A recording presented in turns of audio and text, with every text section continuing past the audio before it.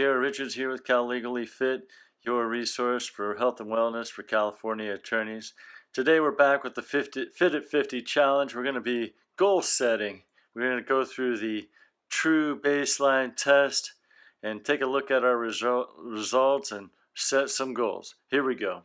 I almost forgot. I wanted to show you a few things and share a few more things with you. First off, we've got this before and after pictures of the Fit at 50 program. Here you'll see the before and there's the after. So do our program, you'll have similar results. Anyway, a couple jokes here about turning 50. It's great to look 40 when you're 50. You know you're 50 when Amazon.com's recommended shopping list includes erectile dysfunction, Rogaine, Ashley Madison memberships. The question is do they know something about you and me that we don't even know about yet? And then at 50, you've gained a tremendous amount of knowledge, but the problem is you're too senile to remember any of it. Now, truly, here comes the show.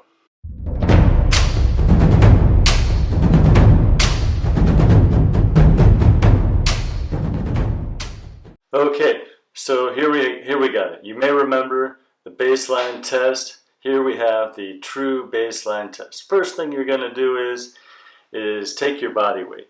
Hopefully it'll be both your body weight and your body fat percentage. We'll talk about that more momentarily. Next up we have maximum push-ups, maximum time boat hold.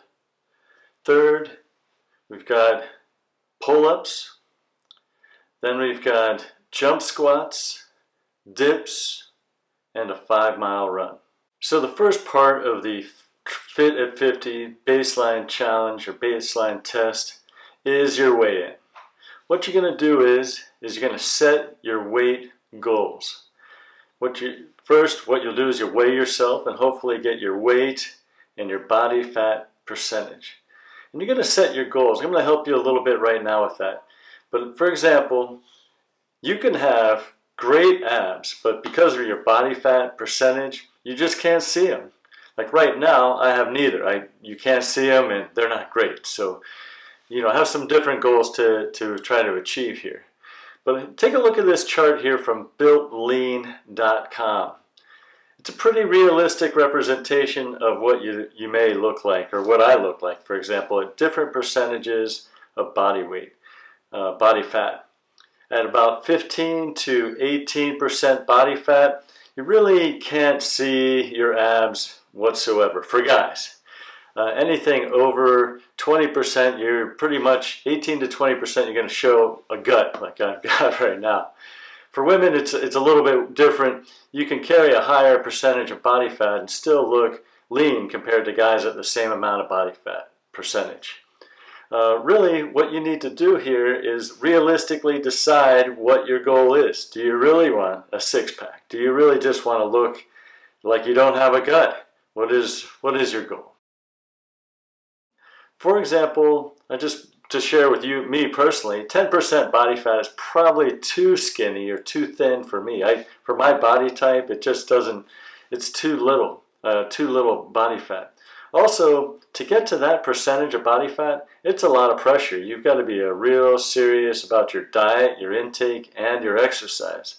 If you want to live a little bit, maybe you shouldn't put so much pressure on yourself to be thin. And to take a look at how I weighed in at 218 pounds and about 16.4% body fat. First up, we have the push-up test. What we're going to do is go for a maximum amount of push-ups. Some things to remember for this true test is you want to have straight legs. Arms are going to be tucked in close to the sides. You're going to want to get to a 90 degree with your arms. And, well, let's take a look at my results. Here they are.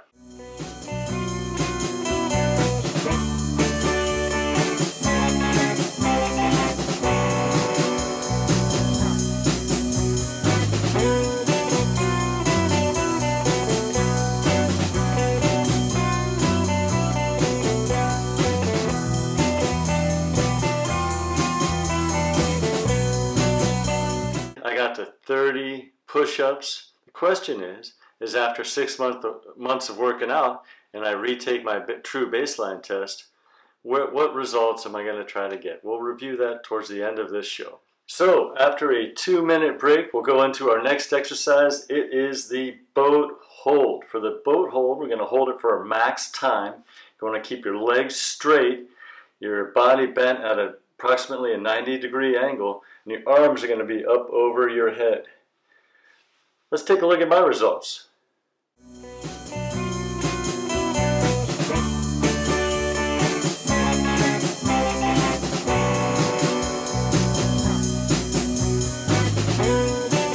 As you can see, my results were about 1 minute for the true boat hold. Now on to the next one. So after a 2-minute rest, we go on to push-ups. Now, no, not push-ups, pull-ups.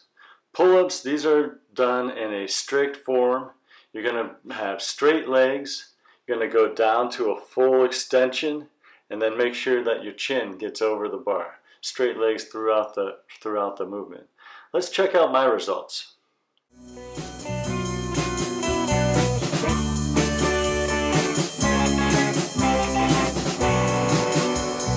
The results I actually got during that time was 4 strict pull-ups.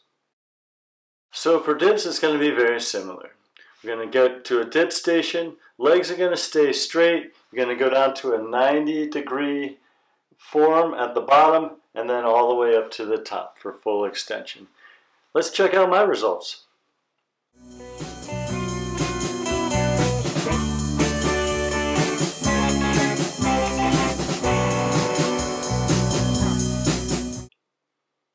So for the dips, I got 7 strict dips. Next up, we have jump squats. What we're going to do for jump squats is we're going to go all the way down, what I call ass to grass, beyond the 90-degree angle, and then jump up so that your feet at least come off the ground. We're not going to be like CrossFit. We're not jumping over any bars or anything else like that. Just off the ground is fine enough for us. Here are my results. 92 jump squats. Pretty tiring. What I did after that is so each one of those exercises we've already done just had a 2-minute break between them. Now I take 15 minutes or more. It just has to be done on the same day for the 5-mile run. Let's check out my results. Okay, I'm about to go on my 5-mile run. You might notice the weight vest. No weight. I only have it because it holds my phone really well, and then I can listen to music as I'm running. I actually don't like running very much. I'm not very good at it. But let's give it a try. 5 miles, best time. About 2.5 miles into my run, I started to struggle quite a bit. I had to walk. You can tell from the video here that I was having a hard time. Flag football. Awesome. Gotta love Little League. Spent half my life doing it. Feels like, wait, I'm 50. Anyway. What is this?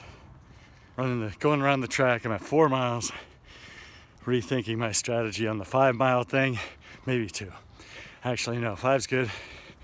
Used to be able to do that. Going around the track once, then hit it home. 75 minutes. That's how long it took me to run 5 miles. About half of it I walked. It's a good vote for staying in shape and sticking with being healthy. I think 3 or 4 months before then I would have done much better, but here it didn't happen for me. So now for setting our goals. Setting exercise goals is like going to the grocery store when you're hungry. It's really easy to overestimate or just get hungry eyes so that you really unrealistic goals. So here are my unrealistic dream goals for my 6 months of Fit at 50. I'd love to get an 8% body fat. I'd love to be able to do 100 push-ups. I'd love to be able to do a boat hold for 5 minutes, 20 pull-ups, 50 dips, 500 jump squats, and run 5 miles in 15 minutes. But it's just not going to happen. So instead, let's set some reasonable goals for myself and for all of us and see what we can do. Here are some more reasonable goals that I might be able to achieve. So at least I'm going to have a snack before I go to the grocery store here, and maybe it's like a power bar or protein bar or something like that. But anyway, here's some more reasonable goals. So instead of 8% body fat, let's try to get to 13 to 15% body fat. And then second, instead of 100 push-ups, let's just try to do 50. And we're trying to do a 2-minute boat hold and about 10 pull-ups. I'm at 4 right now, so I should be able to do 10 after 6 months of practice. 15 dips, 200 jump squats, and let's see if we can get that 5-mile run down to 50 minutes. So I hope you'll join me on my fitness journey here and do your own baseline fitness test and set your own goals that are reasonable and stick with it 5 days a week for 6 months. Let's try to make health and wellness a part of our lives.